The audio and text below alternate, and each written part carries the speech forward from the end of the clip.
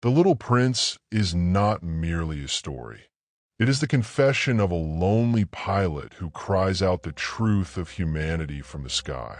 Antoine de Saint-Exupery, a French writer and aviator, was born in 1900 and disappeared in 1944 during a reconnaissance mission in World War II. His life unfolded between the sky and the desert, filled with solitude, danger, and deep contemplation about death and meaning.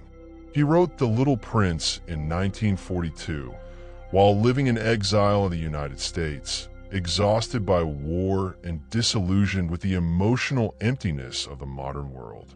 Although the book appears to be written for children, it is in fact a profound dialogue about love, loneliness, and the meaning of life, a reflection of the author's own searching and wounded soul. Published in 1943, it became one of the most influential books in the history of world literature. The pilot's story. The story begins with the voice of a pilot who still remembers his childhood with astonishing clarity. From a young age, he possessed a vivid imagination and always viewed the world differently from adults.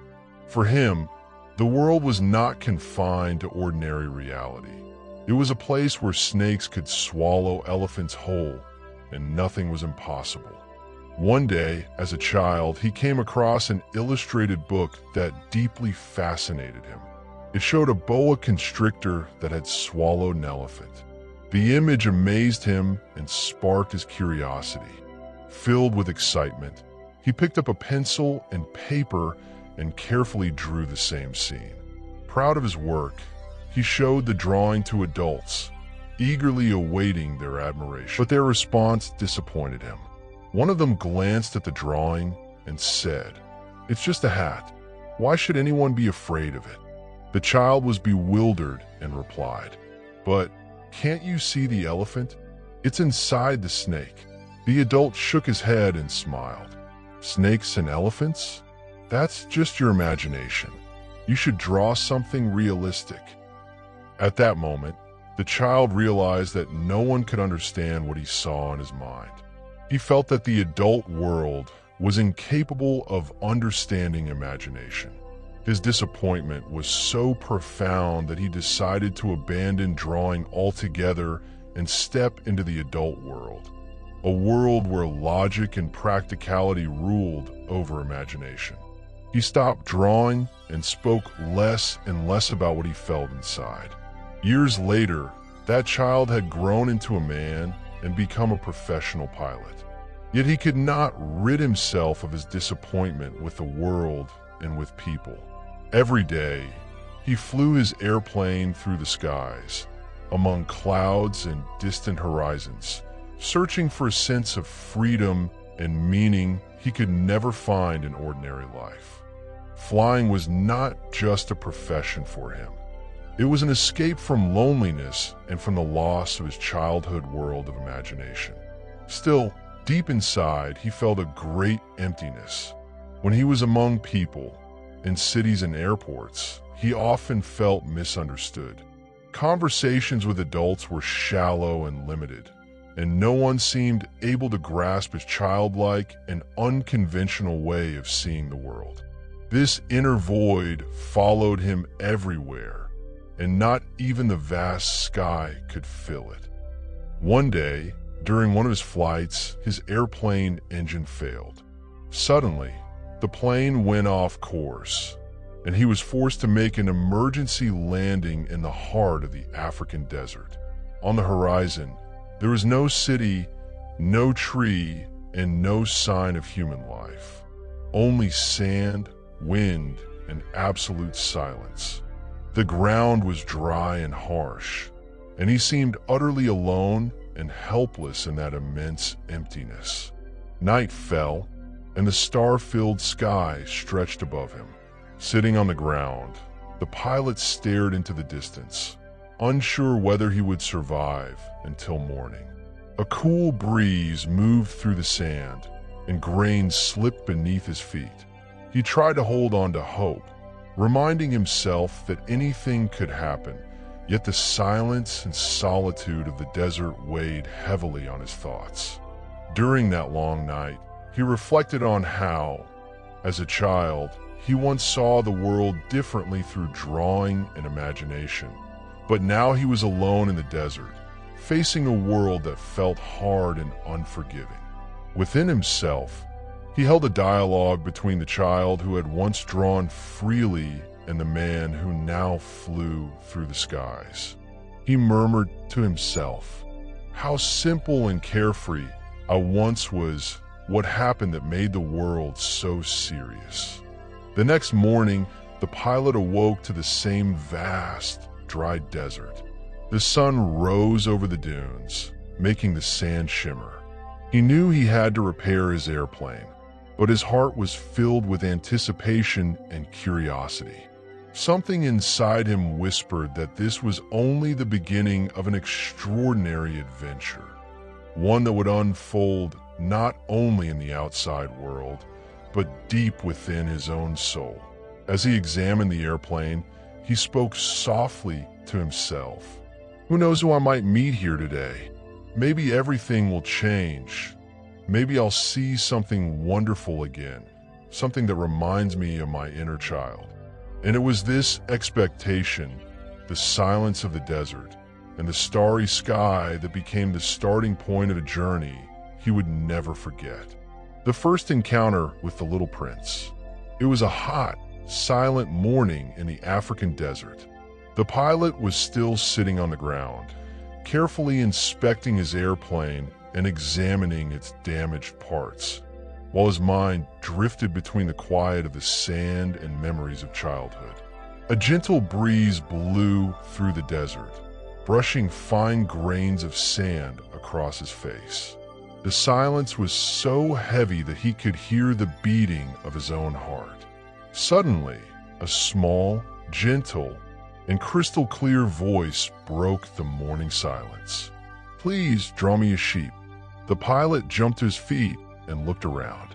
Among the golden sand stood a small, beautiful boy with golden hair. His eyes were large and penetrating, and his gaze, simple yet profound, filled the pilot with astonishment. He wore simple clothes and stood as if he had come from another world. The pilot hesitantly asked, What did you say?" And the boy repeated calmly, "Please draw me a sheep." The pilot took a deep breath, prepared his pencil and paper, and, feeling his heart race strangely, said, "All right, but you have to tell me what it should look like." The boy smiled and said, "No, it just needs to fit inside a box." The pilot asked in surprise, "Inside a box? What do you mean?" The boy answered serenely, "I want it to be safe so I can be comfortable with it." The pilot paused, then decided to try a creative approach. He drew several sheep, an old sheep, a skinny one, and a fat, woolly one. Each time he showed a drawing, the boy gently but firmly said, No, that's not the one I want." After several attempts, the pilot realized he had to abandon his own ideas. With a small laugh and a touch of frustration, he drew a simple box and said, "Well, your sheep is inside this box." The boy's eyes suddenly sparkled, and a wide smile spread across his face. "That's exactly what I wanted." The pilot was stunned, his heart filled with a feeling he had ignored for years, a simple joy that exists only in a childlike gaze. He whispered to himself, "This child, he truly understands. He sees what no one else ever did." The boy sat down, pulling his knees close, and said in a soft but serious voice, "Will you take me with you?" The pilot shrugged and replied, "I don't know. Where did you come from?" "From a small planet, very small. A place where it's just me and a flower." The pilot moved a little closer, amazed by the simplicity and depth of the boy's words. "A flower? What kind of flower?" With a look that was both proud and a little sad, the boy answered, "I have a flower. She's very beautiful." Sometimes she's proud, and sometimes she shows affection. The pilot smiled to himself and thought, this boy has brought his whole world with him, a world no one else has understood.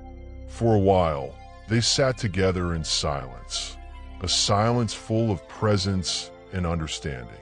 The wind carried the sand away, and sunlight fell softly upon them. The boy asked simple questions from time to time, such as, "Do people always live like this?"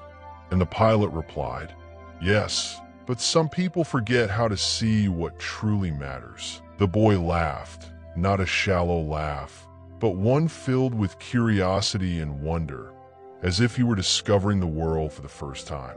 That very day, the pilot understood that meeting the little prince was not merely the beginning of a friendship, but the start of an extraordinary journey, a journey that would remind him of childhood, forgotten imagination, and the true joy of living.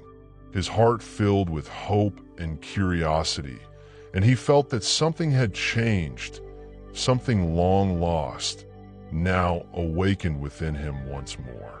A conversation about the little prince's home planet. After their first meeting, the days passed slowly and quietly in the desert. The pilot was busy repairing his airplane, while the hot sand burned beneath his hands and feet. Yet his thoughts were no longer limited to screws and broken parts. He could not stop thinking about the golden-haired boy who was honest and transparent like no one he had ever known. A deep sense of curiosity and wonder filled his heart.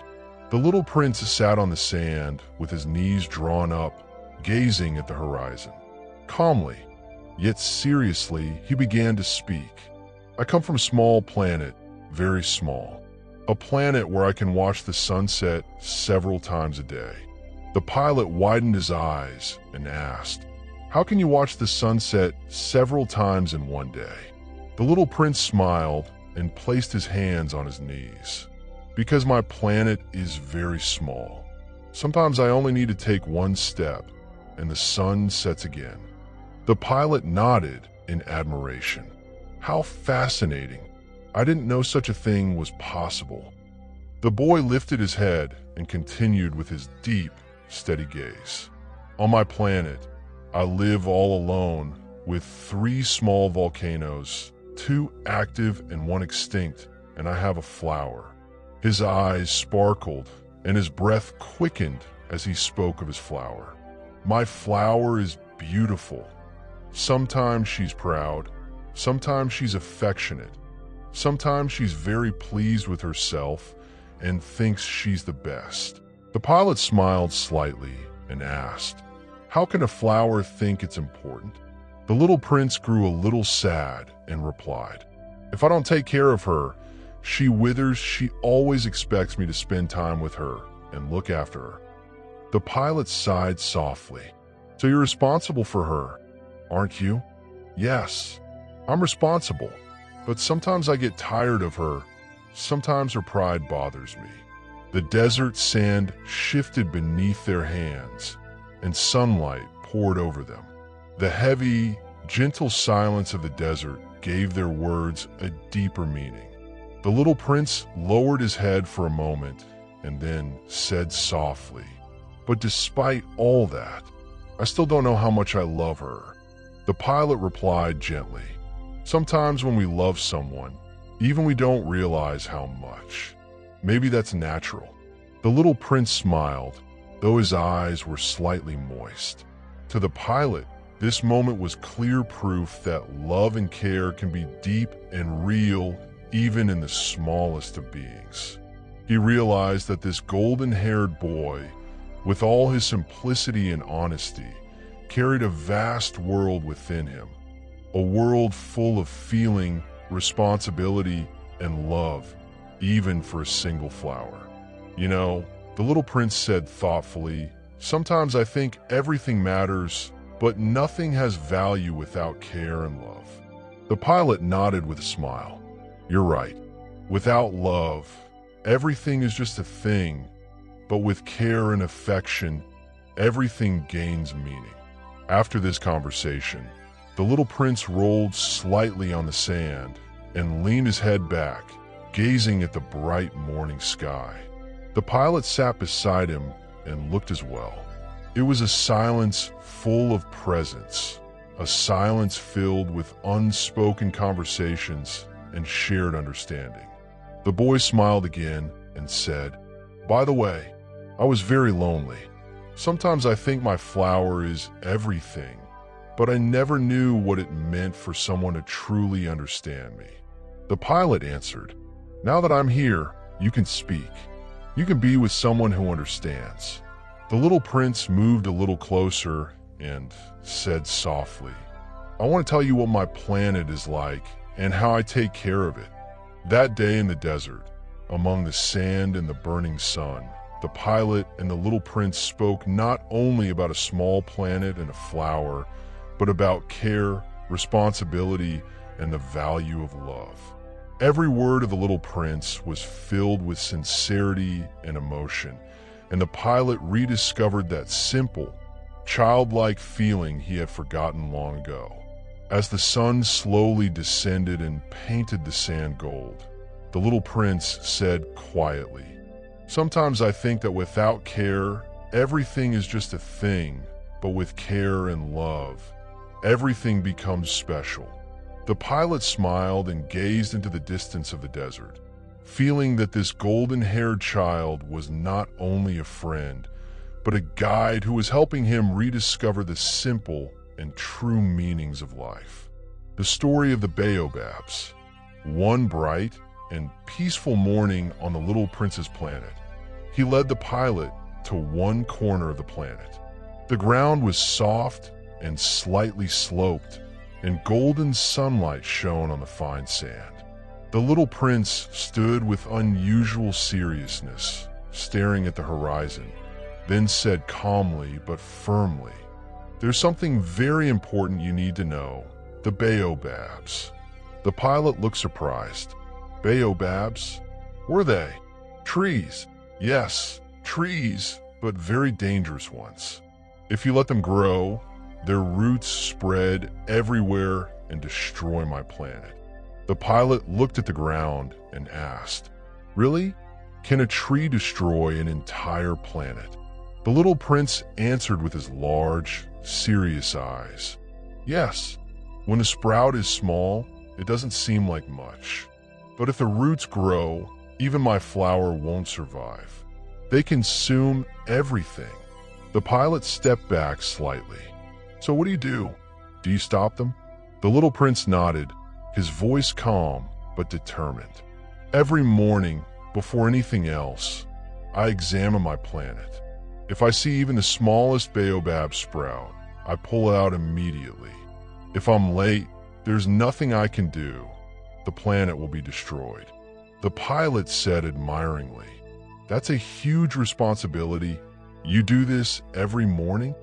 "Yes, and even one day of neglect can cause disaster." The little prince paused, then continued, "If a baobab grows, its roots spread everywhere. Even my flower is affected. You see, daily care is necessary." The pilot bent slightly and said, "So, this is an important lesson. Even small things can change the world." "Exactly," the little prince replied with a brief smile. "If someone is careless, they can lose everything. Even the smallest things matter. That's how I learned to always pay attention." The pilot nodded. "I understand. Care, attention, and discipline are important, even for small things." The little prince stepped closer and said softly, with a hint of worry, "People think small things don't matter, but if they ignore them, those small things grow and ruin everything." The pilot smiled and looked toward the horizon, at the sand glowing in the golden light.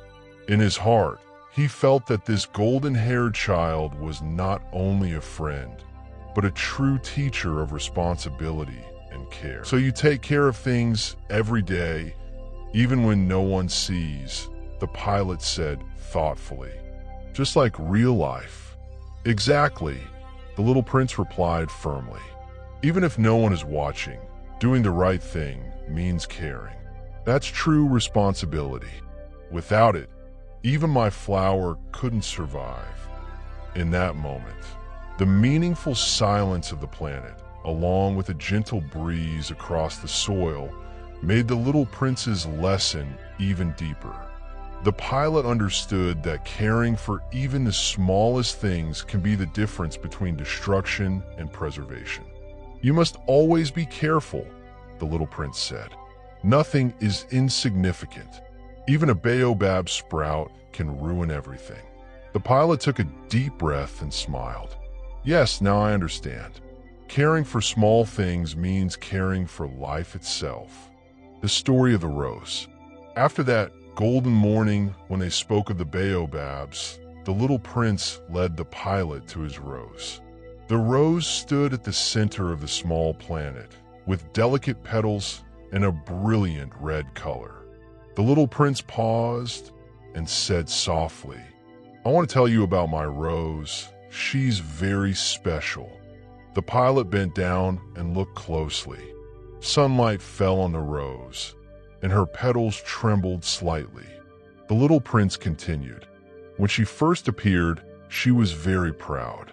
She always thought she was the best and wanted everything to revolve around her. But I learned that I had to take care of her. "How did you take care of her?" the pilot asked. "Every morning I watered her, cleaned her petals, tied her stem so it wouldn't bend, and listened to her." The little prince paused. "Sometimes her pride annoyed me, but without my care, she couldn't survive." The pilot said in wonder, "So love means care, not just liking someone?" The little prince lifted his head and replied with a steady gaze. "Yes, you can love someone, but if you don't take care of them, you've done nothing. Love means responsibility, giving time, paying attention, and sometimes being patient." The rose shimmered in the morning light, and the little prince smiled gently. "When I was alone, I thought no one understood how much I loved my rose. But when I cared for her, I realized that true love is exactly this care." The pilot said softly, "So your rose depended on you, and you depended on her?" "Exactly," the little prince replied, his eyes moist. "She reminds me of responsibility and real love. Without care, even the most beautiful things disappear." He stepped closer and said quietly, "I learned that love isn't just words. Love means time, attention, patience, and responsibility. Even my small flower is nothing without care." The pilot smiled, realizing that this lesson was not only about a rose, but about all real relationships in life. "And now I understand," the little prince continued, "that whatever you love, you are responsible for it. Even a small flower can teach a great lesson." As the sun slowly set, bathing the small planet and the rose in golden light, the little prince and the pilot sat in a silence full of meaning. The rose was no longer just beautiful and proud, but a symbol of care, love, and responsibility. The little prince lifted his head and replied with a steady gaze, "Yes, you can love someone, but if you don't take care of them, you've done nothing. Love means responsibility, giving time, paying attention, and sometimes being patient." The rose shimmered in the morning light, and the little prince smiled gently. "When I was alone, I thought no one understood how much I loved my rose. But when I cared for her, I realized that true love is exactly this care." The pilot said softly, "So your rose depended on you, and you depended on her?" "Exactly," the little prince replied, his eyes moist. "She reminds me of responsibility and real love. Without care, even the most beautiful things disappear." He stepped closer and said quietly, "I learned that love isn't just words. Love means time, attention, patience, and responsibility. Even my small flower is nothing without care. The pilot smiled, realizing that this lesson was not only about a rose, but about all real relationships in life. And now I understand, the little prince continued, that whatever you love, you are responsible for it. Even a small flower can teach a great lesson. As the sun slowly set, bathing the small planet in the rose and golden light, the little prince and the pilot sat in a silence full of meaning. The rose was no longer just beautiful and proud, but a symbol of care, love, and responsibility. The beginning of the journey among the stars. After days of caring for his rose and learning the lessons of the Baobabs, the little prince decided to leave his small planet and explore the wider universe. He cast one last look at the rose and said softly, "I want to take care of you forever, but I have to go and learn other things." The rose replied gently, "I know, but remember, wherever you go, you're still responsible for me." The little prince smiled, his heart full of love and concern, and set off on his journey. The first planet, the Lonely King. The first planet was small and quiet. At its center sat a king, wearing a large crown and holding a golden scepter. He was alone and looked at the little prince proudly. "Respect me. I am the ruler of this world." The little prince paused and asked, "Do you really control everything?" "Of course," the king replied loudly. "A ruler must control everything." After a moment of silence, the little prince said gently, "But you seem very lonely." The king hesitated, then answered proudly, "Lonely? Perhaps, but ruling means responsibility." The little prince thought to himself that power without love and companionship often leads to deep loneliness. The second planet, the vain man. On the second planet sat a vain man who constantly demanded admiration. When the little prince arrived, the man said, "Hello, are you looking at me? I am the most handsome and the best." "But do you really need admiration?" the little prince asked. The man lifted his head proudly. "Everyone must admire me. Without admiration, I am nothing." The little prince smiled slightly and thought, "Some people always want praise and are never satisfied." The third planet, the drunkard. The third planet was small and dark. A man sat there with a bottle in his hand. The little prince asked, "Why are you drinking?" The man lowered his head and said sadly, "I drink to forget that I'm ashamed of drinking." The little prince was surprised and said softly, "But forgetting solves nothing." The man remained silent, staring at the bottle, and the little prince understood that adults sometimes become trapped in cycles they cannot escape. The fourth planet, the businessman. On the fourth planet, a businessman was busy counting stars. When the little prince asked what he was doing, the man replied, "I'm counting the stars. They all belong to me." The little prince said in surprise, "But you can't really own them." The businessman merely nodded and continued counting. The little prince realized that some people live only to collect things, not to enjoy them. The fifth planet, the lamplighter. On the fifth planet lived a lamplighter who lit and extinguished his lamp every minute, because day and night there lasted only 1 minute. The little prince asked, "Why do you light and extinguish the lamps so quickly?" "It's my duty," the man replied. "I keep the lamp going so people don't forget what night and day are." The little prince said admiringly, "You do something useful. I respect you." This was the first person the little prince truly respected, because his work was for others, not for himself. The sixth planet, the geographer. On the last planet lived a geographer who wrote maps, but never traveled himself. The little prince asked, "Are flowers written in your books?" The geographer sighed. "No, because flowers are temporary." This broke the little prince's heart. He suddenly understood how fragile and vulnerable his rose was in the vast universe. "Then I must go to Earth," the little prince said softly, deciding to keep his flower and his responsibility in his heart as he set off for Earth, where he would learn the true meaning of love and responsibility. Landing on Earth and meeting the fox. When the little prince arrived on Earth, everything seemed strange and immense to him.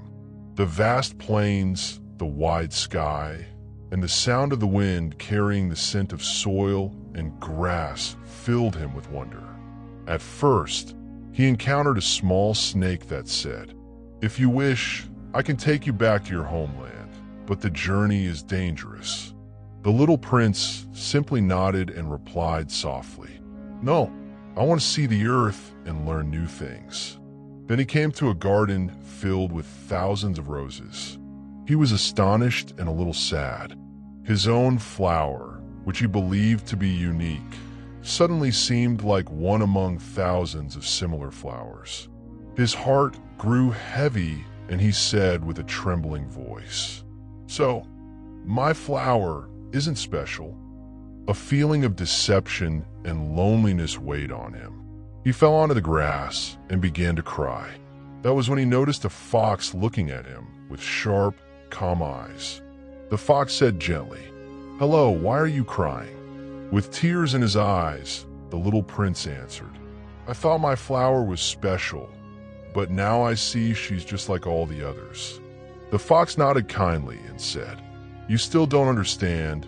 You simply need to know your flower." "Ow?" asked the little prince. "You must tame her. When you tame someone, they become special to you, and you become special to them. All flowers may look alike, but your flower is your flower because you gave her your time and your love." The little prince paused for a moment and asked calmly, "So I must be patient and loving with her, even if thousands of similar flowers exist?" The fox smiled and replied, "Exactly. Love means responsibility. When you love someone or something, you're responsible for them." The little prince took a deep breath and looked at the flower. His sadness now felt lighter. He understood that the beauty and value of the flower were not only in her appearance, but in the care, attention, and love he had given her. "So whatever you love, you're responsible for," he said softly. "Yes," the fox continued gently, "and that means when you tame someone or something, the world becomes more meaningful to you."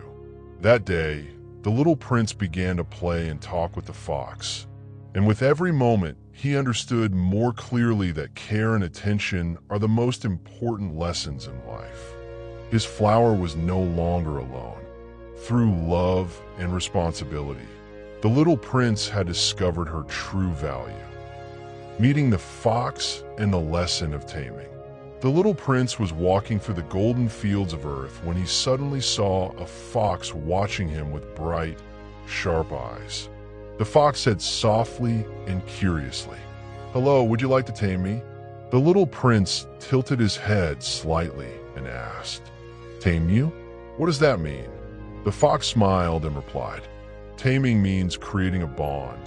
It means two beings become special to one another. You will be special to me, and I will be special to you." The little prince thought for a moment and said quietly, "But I don't know how to do that."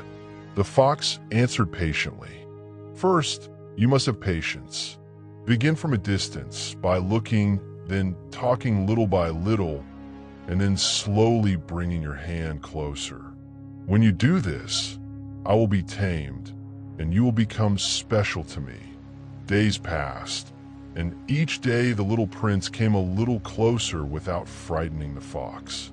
Gradually, the fox trusted him and approached him in short moments.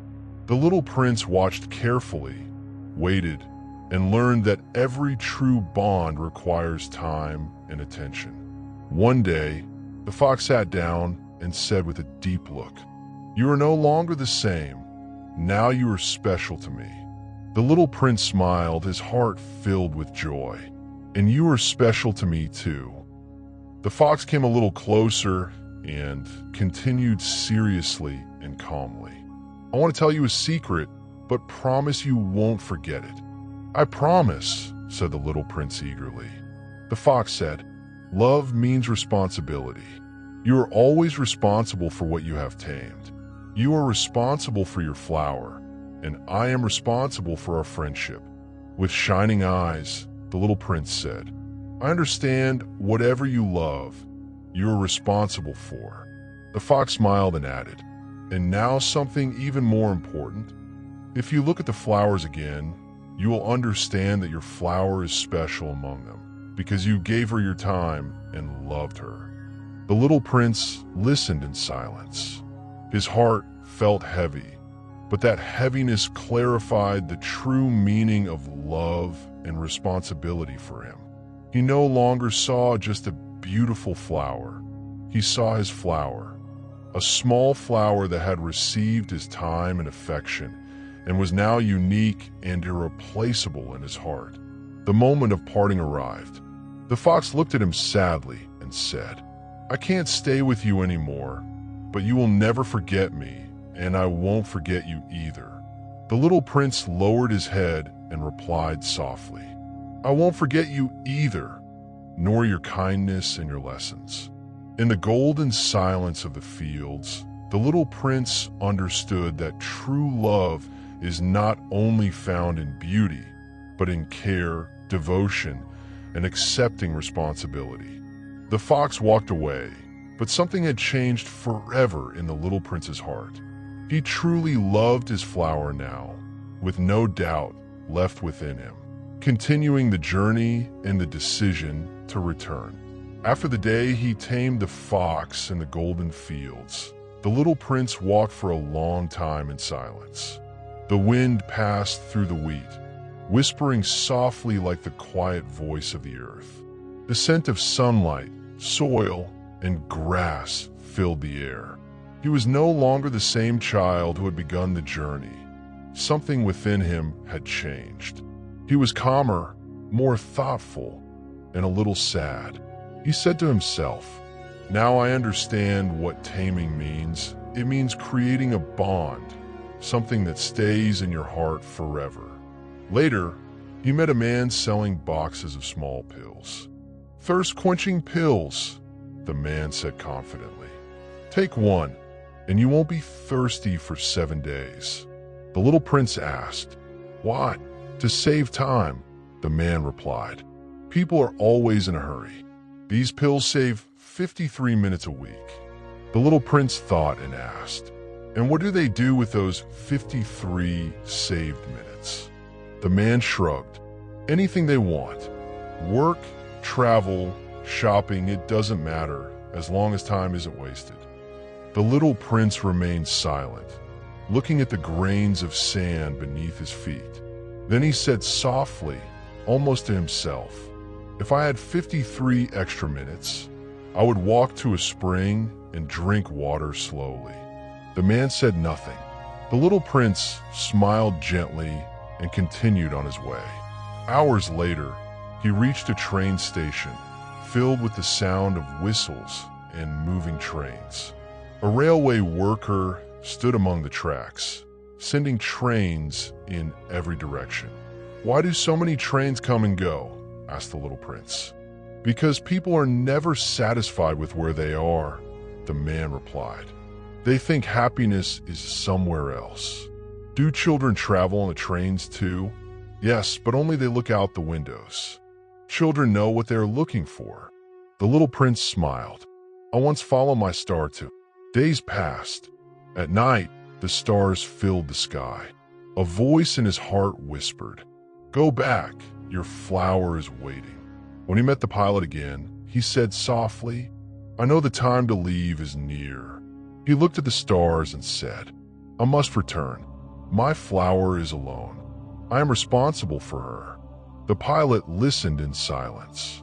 "The earth won't be quiet without me," said the little prince gently. "You just need to listen to the stars. One of them will be mine, and when you look at it, I will laugh, and then you will laugh too."